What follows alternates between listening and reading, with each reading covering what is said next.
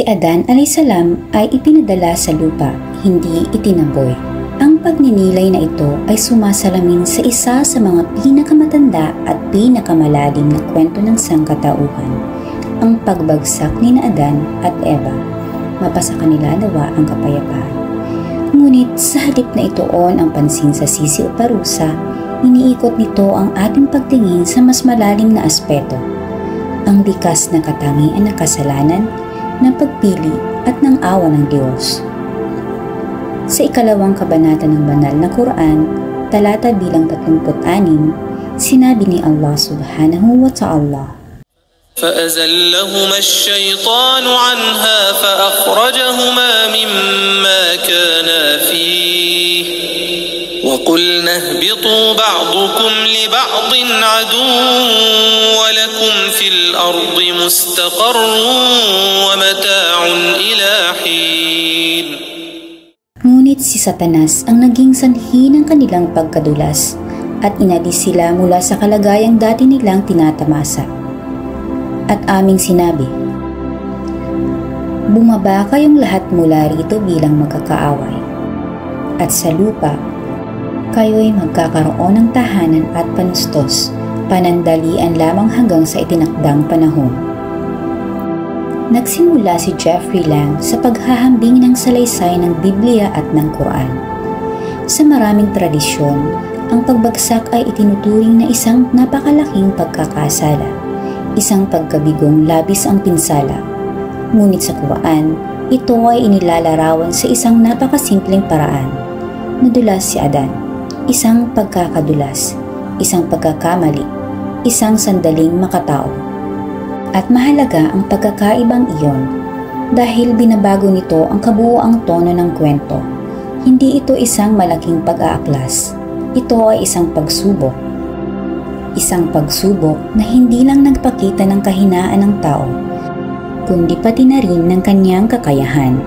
Pinagdududahan ni Jeffrey Lang ang karaniwang paniniwala na ang pagbagsak ay isang matinding parusa.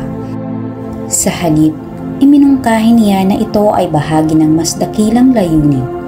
Noon pa man, nais na ng Diyos na ang tao ay manirahan sa mundo, hindi bilang mga itinaboy, kundi bilang mga katiwala.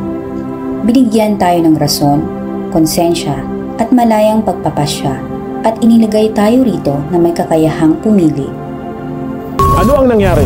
Ngunit pinadulas sila ni Satanas at pinalayas sila mula sa kalagayan na kinaroroonan nila. Ano? Ang pinakamalaking kasalanan sa kasaysayan ng sangkatauhan, ang kasalanang dahilan kung bakit ikaw, ako, at tayong lahat ay nagpapakahirap dito sa mundo, kailangan nating mabuhay at magtrabaho at magdusa at maranasan ang sakit, paghihirap at kamatayan. Ang kasalanang nagdala ng lahat ng ito sa atin ay tinawag lang na isang pagkadulas. Isang pagkadulas. Lumapit ako sa mga kaibigan kong Arabo at tinanong ko sila, nakikita nyo ba ang talatang ito sa Quran? Itong salitang ito, maaari nyo bang sabihin sa akin kung ano ang ibig sabihin nito? At sinabi niya, ibig sabihin nito ay madulas. At sinabi ko sa kanila, hindi! Ang ibig kong sabihin, alam nyo, ang slip sa Ingles ay kapag ganito ang nangyari sa akin. Alam nyo ba, ang slip ay isang maliit na pagka-distract. Nadidistract ka sandali at parang nawawala ang iyong focus, pero agad mo rin itong nababawi. Isang maliit na bagay lang ito, sabi ko sa kanila. Alam nyo, parang sinasabi ko sa kapwa Amerikano, alam mo, nadulas lang ako, wala namang malaking bagay. Pero pinadulas sila ni Satanas at pinalayas sila mula sa kalagayan na kinaroroonan nila. Anong kalagayan ba sila noon? Lubos na pagsunod sa kalooban ng Diyos. Anong kalagayan na sila ngayon? Nadiskubre nila ang kakayahang sumuway sa kalooban na iyon na gumawa ng sariling desisyon. Hanggang sa puntong ito, nakita natin na binigyan sila ng kakayahang pumili, hinarap sa tukso at mga dakilang paanyaya. Ngayon talaga natin nakikita na gumawa sila ng sariling desisyon. Maaaring binigyan na sila ng maraming utos noon o nagkaroon na ng maraming pagpipilian dati. Ang mahalaga sa pagpiling ito, ayon sa kwento, ay ito ang unang pagkakataon na gumawa sila ng sariling desisyon. Ngunit pinadulas sila ni Satanas at pinalayas mula sa kalagayang kinaroroonan nila.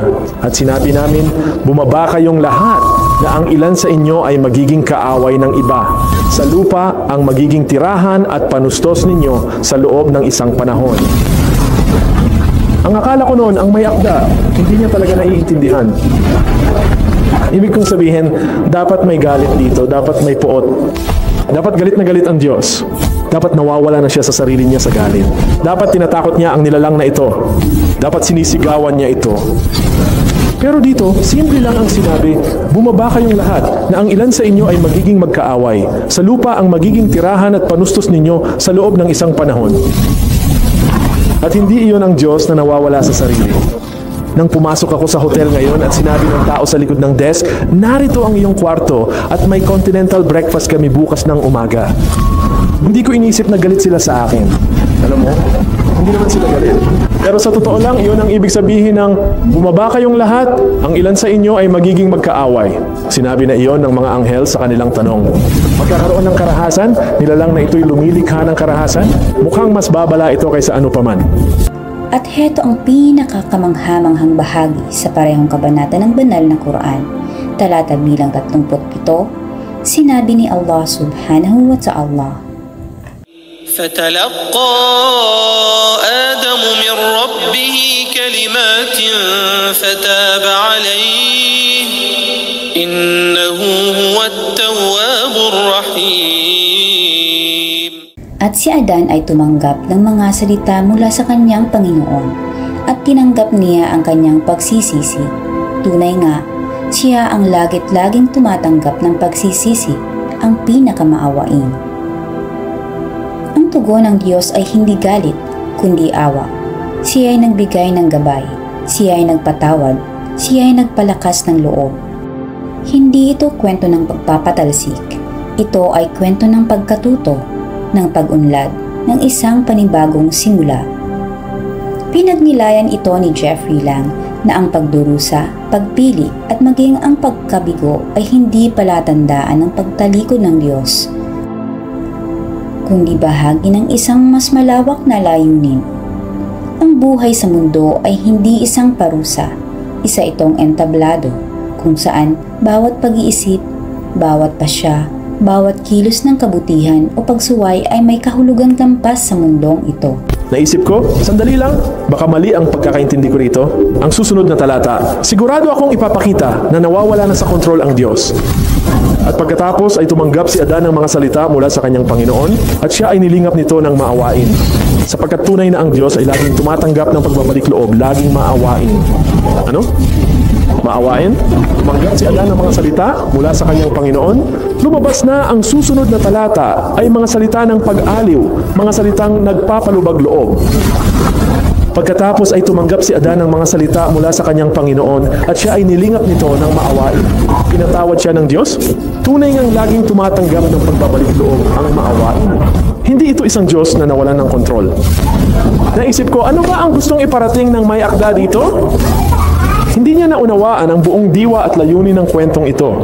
Sa salaysay na ito, natagpuan niya ang isang bagay na kahanga-hanga, isang mensaheng hindi lang para sa nakaraan, kundi para sa ating lahat na hindi tayo't hinuhusgahan ayon sa ating mga pagkakamali, kundi ayon sa ating ginagawa matapos ang mga iyon. Na ang karunungan ng Diyos ay hindi lamang nasa katarungan, kundi nasa awa rin. At ang paglalakbay ng kaluluwa ng tao sa gitna ng lahat ng pakikibaka, pagkamangha at posibilidad ay bahagi ng isang kwentong mas malaki pa sa ating kayang lubos na maunawaan.